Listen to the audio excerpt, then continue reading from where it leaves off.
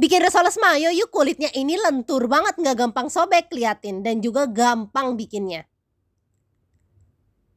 Semua bahan lengkapnya aku tulis di kolom caption. Pertama aku masukin dulu semua bahan. Lalu aku kocok yang rata, jangan sampai ada yang bergerindil ya. Kalau perlu kita saring. Next, aku siapkan kompor induksi dari Idealef. Dia ini pemakaiannya gampang banget, tinggal dicolokin aja. Tombolnya touchscreen, elegan banget. Dan juga ini aku pakai pan dari Idealef ya, dia anti lengket. Kita tuang adonannya, kalau udah panas, terus kita ratain begini. Masak di suhu 600 atau 400. Kalau udah mateng kita angkat deh.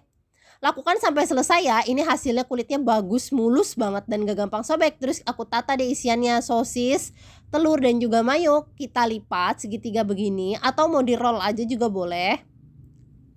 Rapetin samping-sampingnya ya. Next aku celupkan ke tepung basah. Ratain, lalu ke tepung panir.